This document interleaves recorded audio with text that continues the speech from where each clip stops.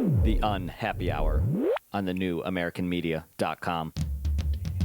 Broadcasting to you live from the Milky Way galaxy, the solar system, planet Earth, North America, the United States of America, California, Los Angeles, to be specific. Hello, everybody. My name's Brian Engelman, and I come before you today being the bearer of bad news. If you haven't heard, the Cleveland Cavaliers have lost Game 4.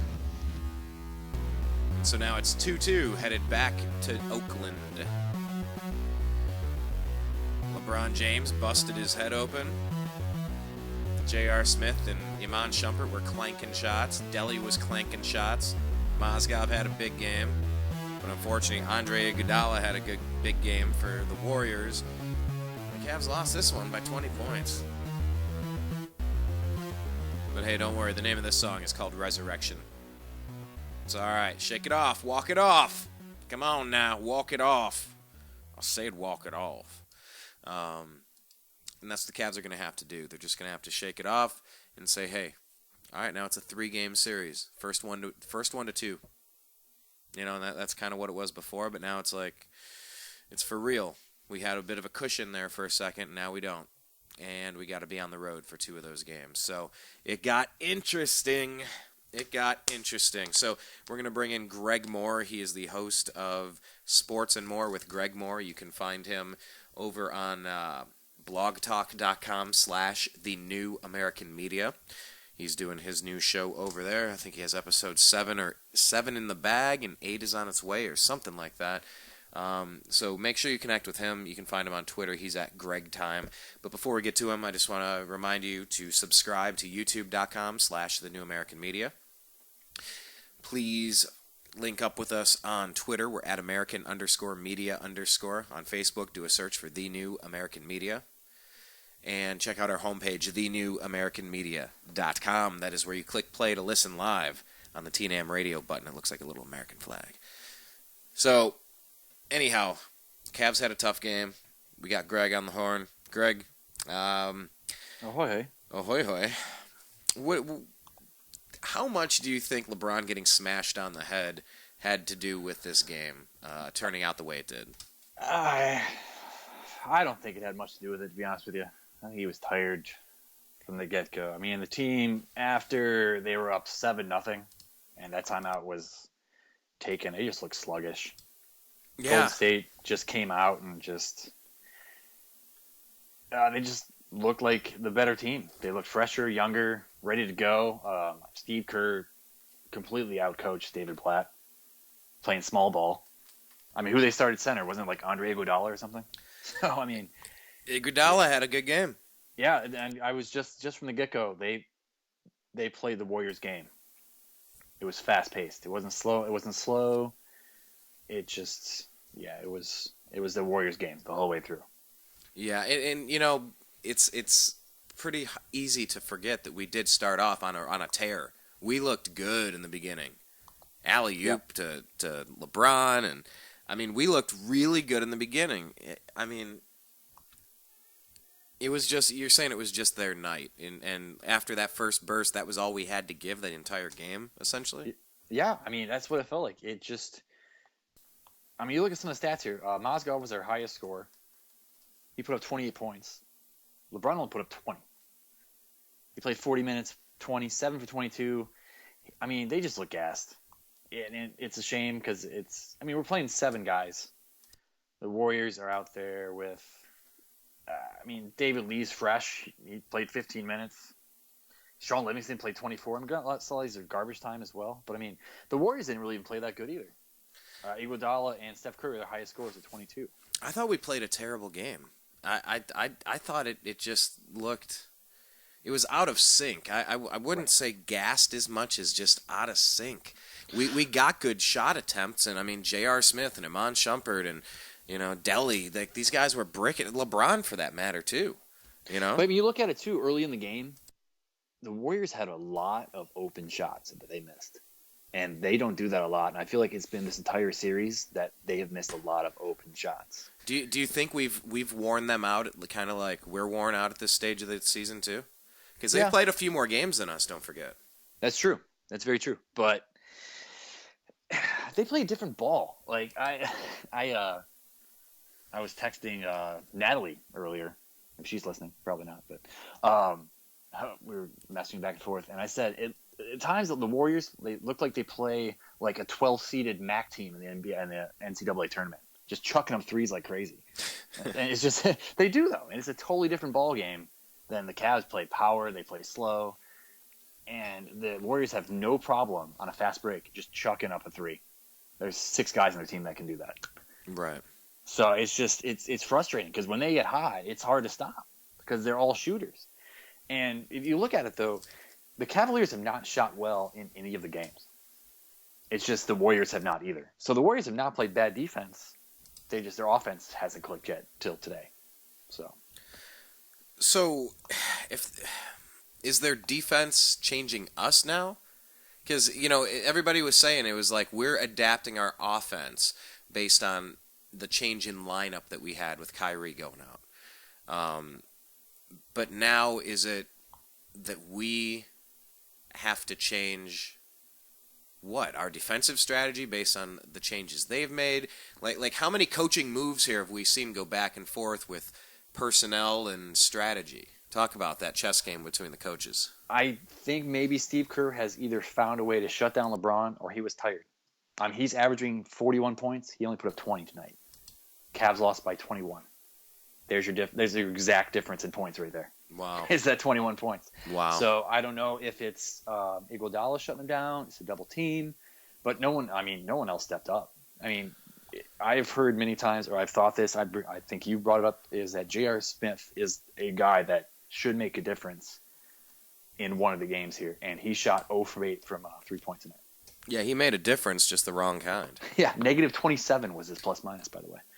I hope he didn't peak in that Chicago game. What was that, dropping 27 and hitting out every circus shot you could imagine? I don't know if it's peaking or it's just he's not involved enough in the offense. He just looks lackadaisical out there. I didn't probably say that correctly. You know what I mean? Lackadaisical. No, I feel like LeBron did spend a large portion of that first half, or at least the first quarter for sure, trying to get other people involved, perhaps to the detriment of LeBron maintaining that killer attitude. I think he reverted back to old LeBron, and he forgot about 41-point LeBron. Correct. I couldn't agree more. Mozgov, I think he only dropped like 2 passes inside compared to his normal 7. But the guys that you have inside in Thompson and Mozgov are not the most reliable post offensive weapons. It doesn't look pretty down there. And I think they bring not to get too technical here, but I feel like when they have the ball, they bring it down too low and they get swatted away a lot. So yeah, they do have a couple nice pocket passes, but then they have a couple of boneheaded turnovers. Like I feel if you don't get the alley-oop for them, you're not really, or a tip-in or an offensive rebound, you're not getting much production. 9 of Mozgov's points were on 10, or on free throws. So yeah, it seemed like we were missing damn near every free throw we were given. Or that we weren't given because... Well, it was LeBron. He shot 5 or 10 from free throws. Yeah. Other than that, the only people that shot any were Kendrick Perkins at the end. Joe Harris put up some points, 1. Let's see else. And Dellavedova went 2 for 2. He only put up 10 points. And it's another thing, too, is Dellavedova... It's hard to... I don't know. Sometimes it's just hard to watch. It's like sometimes he goes for the alley-oop too much, or he's trying to dribble too much, or he's going to toss the ball up and just hopes it goes. It's just not a pretty game. So. Well, another weird point tweeted out by Tom Haberstroh.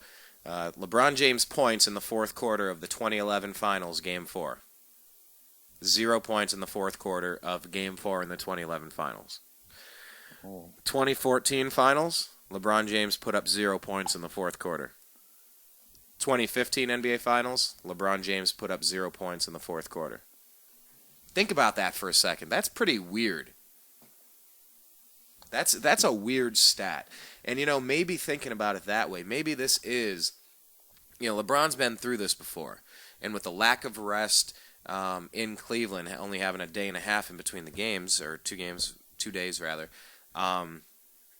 this was probably the game in LeBron James' Finals series where he needs to reserve some of his energy.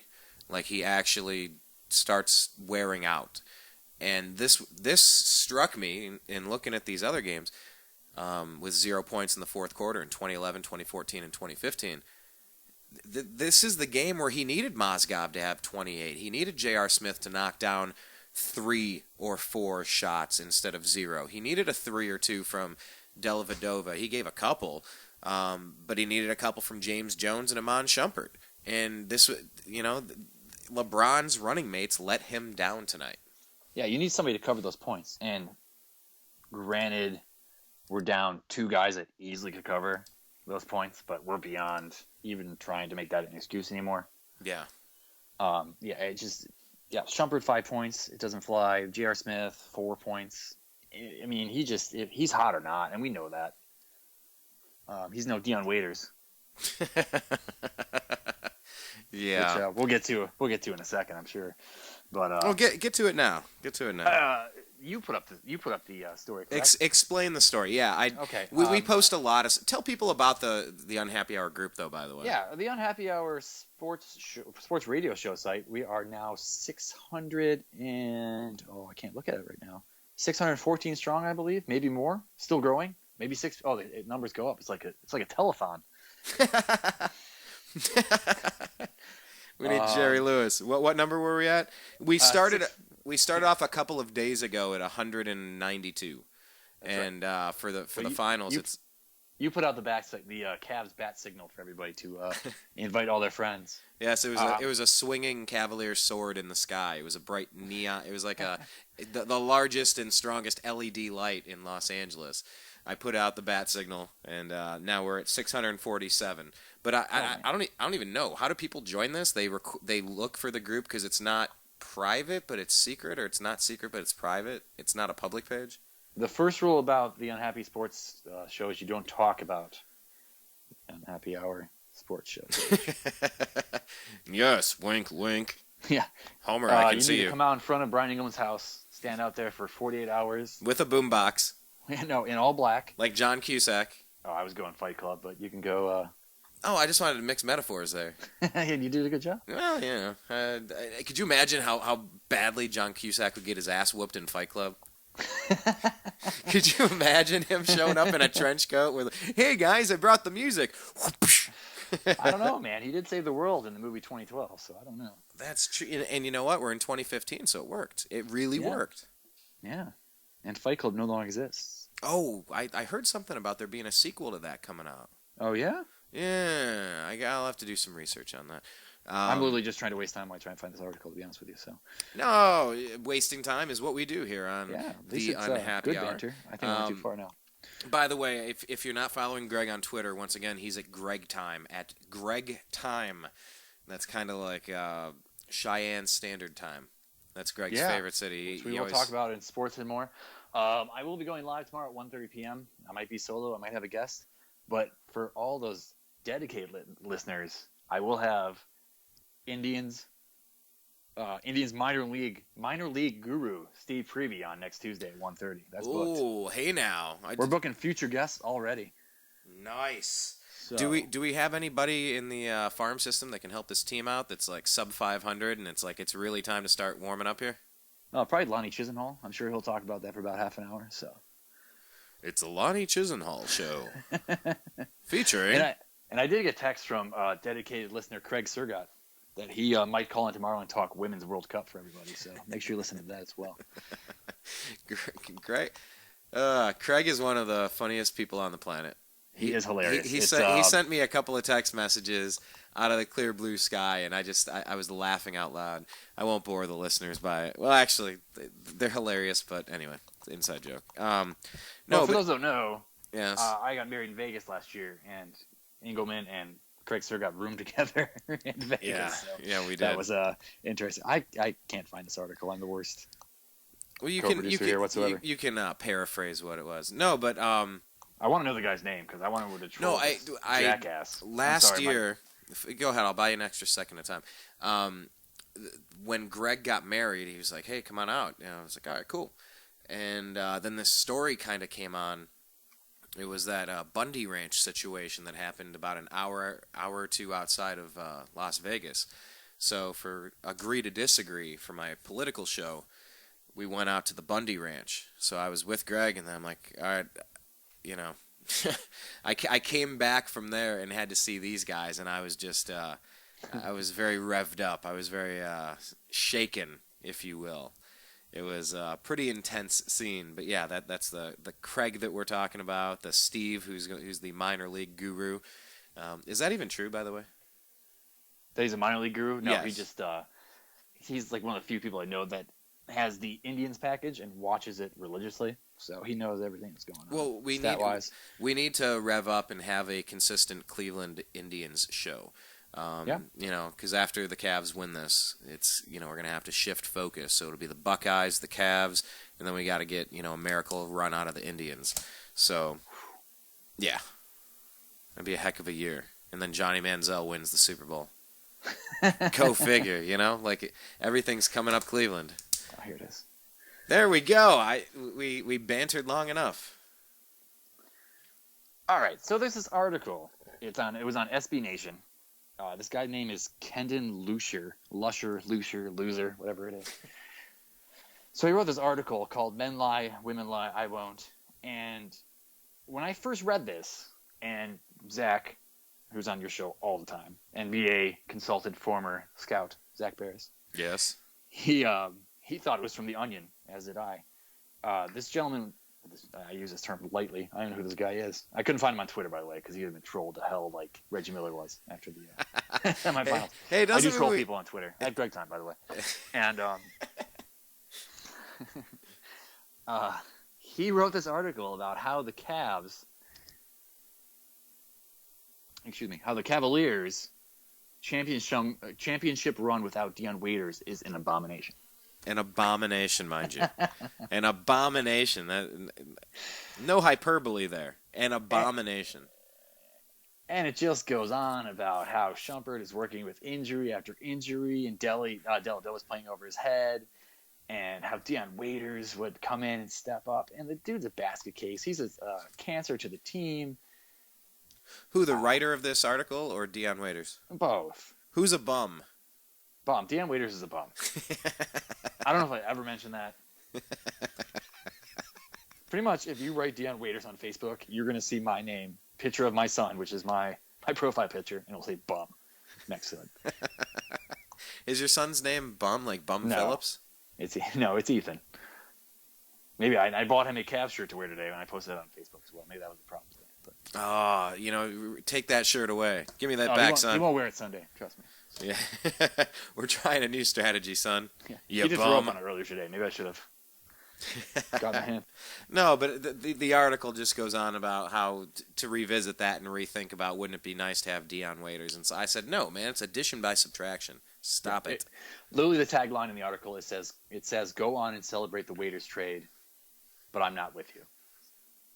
The Waiters trade obviously brought over Iman Shumpert, J.R. Smith, Timothy Mozgov, got rid of Deion Waiters, which is the best part of the trade. I don't understand. This guy has no relevance to anything. I looked him up, and a lot of his stories are like poetry and stuff. So I don't know how he even got on this website. So. Nice. Hey, Greg. Yes, Greg. Listen, man. Your homework. Find him. He has to be foundable in the social media age. Contact him, invite him onto your show, and ask him to explain some of the absurdities in there. And do it politely, but I would love to hear what he says about that. I would never be rude to anybody like that. I mean, I would pick his brain. Oh yeah, no, it's good. Yeah. So. I think that'd be funny. Yeah. But anyhow, no, trying to think about what could have been, what, if that trade wouldn't have happened, if we hadn't have traded Andrew Wiggins away for Kevin Love, if Kyrie Irving wouldn't have been, it's like, what are you going to do? The thing that's been making this finals run so special for LeBron and the Cavs is that it's really all it's against all odds, and that is what I still think. I still think this is Cleveland's year. I still think that there's a way that we get this done. I still think that we take this thing home. And, if it's a storybook ending, like it's supposed to be, it's going to come down to the last second. That's just how these things work. The NBA wants this to go 7 games. And I'll tell you what, during the first 4 games, Greg, it sure seems like there's a lot of contact not being called a foul when LeBron James is driving to the basket, and there's a lot of ticky-tack crap on the other side.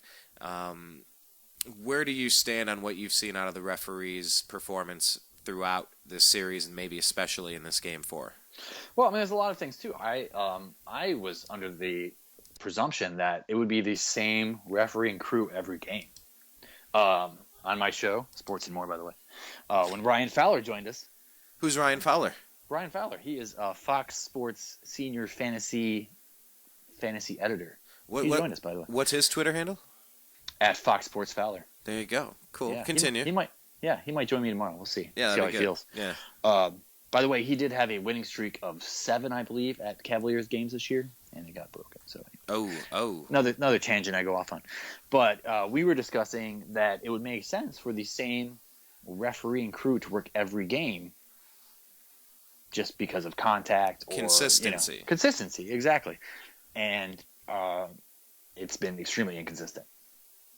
Tonight's game, you had, I believe, the oldest refereeing crew in the history of refereeing. We have Joe Crawford, who was born in 1951. Excuse me. They look. These were the original people in the Wild West trying to settle the dispute between the Hatfields and the McCoys. Yeah, exactly. They were the original referees. Yeah, I believe Joe Crawford literally hung up a peach basket for James Naismith to referee the first game. That's how old this dude is. The peach basket. Just think about that. People like, hey man, there's a pole up there. I bet if I nail this up, here, throw that thing in. That's 2 points. Let's play. I mean, Joe Crawford is so old, he's surprised that they let black people play basketball. Okay. Wow, he went there. Yes, he was specifically referring to the southeastern United States prior to the Civil Rights Act in the 1960s and the Martin Luther King experience that kind of changed the course of our country over the past 50 years. Yes, it's a historical thing, not a racist thing. Exactly. All views held by Gregory Moore do not necessarily reflect those of the TNAM radio network. No, it was an old person joke. It was an old person joke. That's what he's saying. He's from the 50s. Racism here. He's like literally in Leave It to Beaver, and he was the kid or the old guy. What would that make? My grandmother's the quarter black. Come on. Is she? Sure. Anyways, to continue. Yeah. So, anyways, the refereeing is very. Well, we're going off the rails here. The refereeing has been very, very inconsistent. I mean, Andrew Bogut should probably foul out within 5 minutes of every game. He's a bum. That dude's a bum. He's Deion Waiters-esque bum. He is. He's like, I got nothing. I'm just gonna pull on your jersey. Exactly. Wasn't he the one that knocked LeBron out of bounds when he ended up smashing his skull open? Yeah. I think LeBron did try and oversell that a little too much. That's when he dove into the cameras, but he's dirty. And Steph Curry's dirty too. I mean, he's out there. They're out there playing like it's just little ticky-tack fouls. The Cavs are too big for these guys. It's just they're not getting the calls, and it's almost as if this is gonna be a weird reference that the Cavaliers are the Space Jam team, the aliens. Okay, explain that. And the Warriors are the Looney Tunes before Michael Jordan gets there. All right, explain that for those of us that haven't seen that in 20 years. I mean, Space Jam, these aliens steal all these NBA players' powers, like Patrick Ewing and Sean Bradley for some reason. I don't think really had any NBA power except being tall. And like Larry Johnson, they overpower these Looney Tunes that are just too small for them. So, I mean, it's just, I don't know. It's an odd reference, but I live in the past, obviously. Like Joe Crawford, who was born in 1851. He was conceived during the Louisiana Purchase. Yes, I believe he was a bootlegger. He did take a timeout in his career. He was an actor, no one knows. He did play Mr. Strickland in the Back to the Future series. Wait, what? Was he? Hold on, what? Was that a joke? I'm just kidding. Oh, okay, he just looks just like him. Just look it up. There's a comparison there. All right. No, but yeah, you make a good point about the referees being different refs. It's hard to get any consistency there. But it also seems like they're kind of letting him play. But ones that probably are past that gray area, they're just not, LeBron's not getting the calls that he should be getting, and there's I'm just seeing ticky-tack crap on the other side, Greg. And it's not for the course of the entire game, or else the place would riot. But I've been annoyed by the officiating this entire series. I just don't feel like it's consistent. It's just you see something happen, and then the next run down the floor, it doesn't happen again. It's not called the same. And I mean, there's certain play. I mean, the first game, this travel call on Mozgov, or what was it, game 2? The Iguodala just like took off LeBron's arm, no call. It's just there's certain things that either let him play, don't let him play, or just get refs that aren't 76 years old. I just don't. I don't know. I think we're just being a little nitpicky now because the Cavs lost. I was trying to find a Howard Taft reference. There you go. That's what I was going for. So anyway, swing and a miss, mixing sports metaphors. But anyway, no. Let's talk about Millard Fillmore for a while. See what happens. my Millard favorite. No, I just when the best player in the league can't get those calls, I question some of what's going on there. But anyway, what do you think that the Cavaliers, as we start wrapping this up here, what do you think the Cavaliers need to do in order to kind of get back on track for the next game? They just need rest, do you think? Like you said, you felt like they were gassed. Do you think they just need rest? I mean, luckily we have 2 days now, which is odd. The spacing is odd here. So you have games 1 and 2 that have 2 days between them. Then you fly 1 day back to Cleveland. You have 1 day's rest. You have another day's rest in Cleveland. Then you have 2 days rest. Okay, I understand flying back to the West Coast. So why is the game not on Saturday? Which I understand the whole TV thing. But the rest doesn't make sense. Just do 2 days between each game. So anyways, yeah, but to answer your point there, yes, the Cavs need rest. And they got to find a way to stop this very fast lineup. LeBron needs to attack more, and they need to play more big boy ball. See, in Mozgov, we learned today he can exploit some weaknesses there. Mm-hmm. But I think they need to be, when they're going up and down the court, hold your finger up for 1. That means we're going to Mozzie. Hold your finger up to 2 and say it's LeBron hero ball. And just be on the same page. You don't need to do the entire... Everybody needs to know on what play. Are you going for Mozgov, or are you going for the best player on the planet?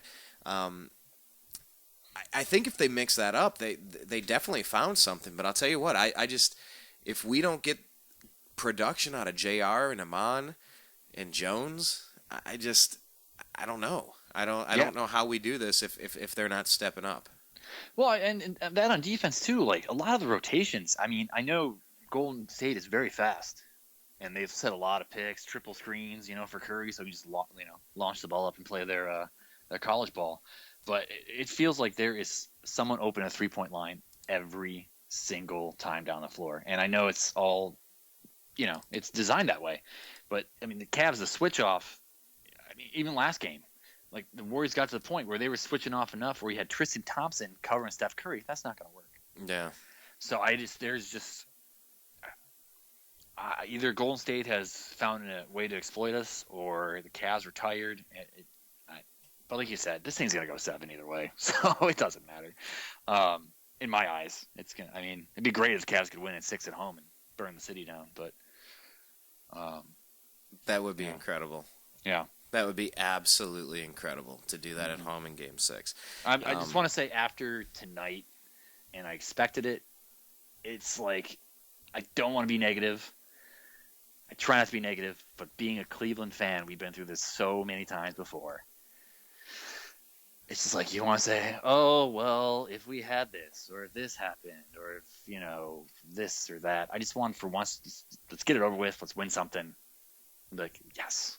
I feel like this is our storybook season.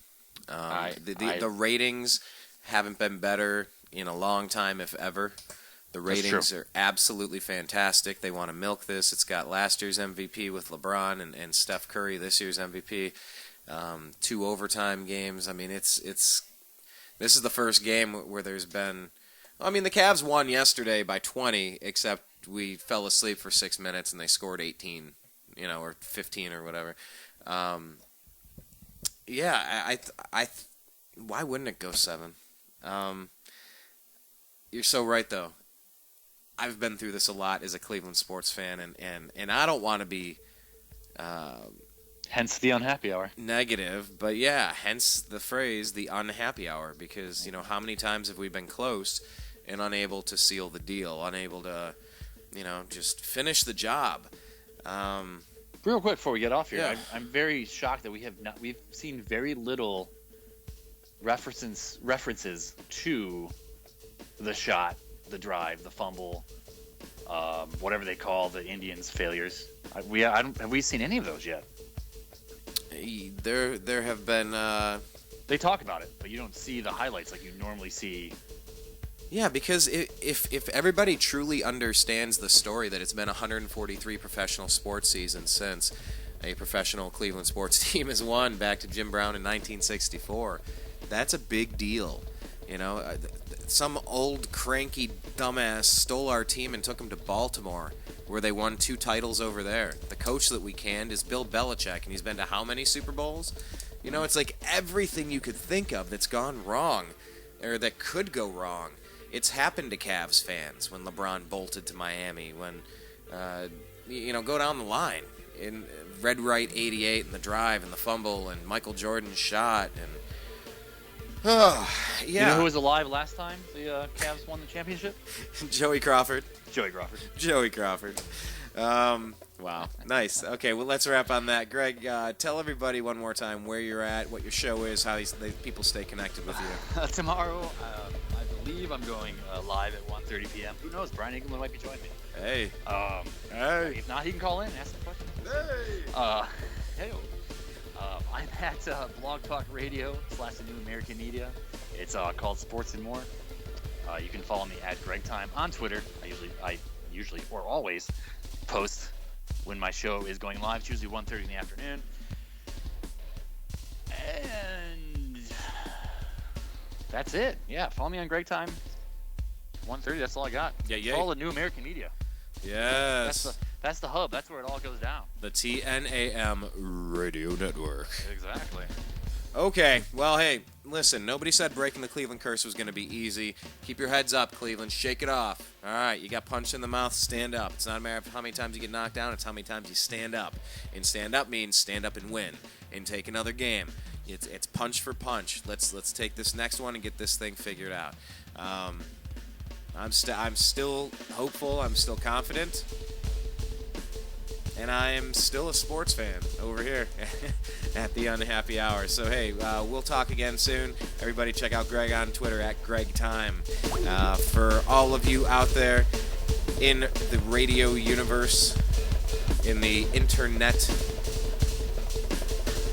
web of information, thank you so much for listening. My name is Brian Engelman. The homepage is thenewamericanmedia.com. On the right is our TNAM radio button. That's where you click play to listen live. Underneath that is Twitter and Facebook. On Twitter, we're at American_media_. And on Facebook, you do a search for The New American Media. All right. This was not our finest hour, Cavs fans. So let's get a rest, let's shake it off, and let's figure out a game plan to get it done in Game 5. Everybody here at the TNAM Radio Network, I appreciate you. I love you. And I'm out. Peace.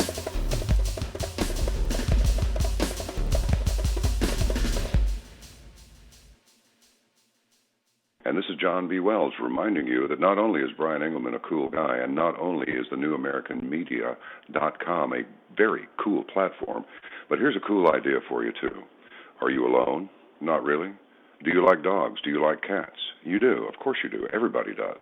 One or the other, maybe even both. You know, there are a lot of dogs and cats that are at shelters right now, and if somebody doesn't take them home, they're going to wind up euthanized. That's a nice way of saying they're going to be killed, because there's simply not enough room. I guarantee it. The best dogs and the best cats, the best pets come from shelters. There's something about dogs and cats. They know. They know where they are. You walk through one of them, and certainly at least one is going to look at you and go, I wish you'd take me home. I'm in hell. Please take me out of here. It'll be the best thing that you ever did for your soul. You'll feel good about it. And not only that, but you have a friend for life. Doesn't matter if you got money, you don't have money. Well, it doesn't make any difference to a dog or cat. All they need is the sound of your voice and maybe even the stroke of your hand, and they're fine. Maybe a little food every once in a while. The sweetest sound that those pets ever hear is your voice. Think it over and adopt a cat or a dog from a local shelter today. I'm telling you, you'll be glad you did.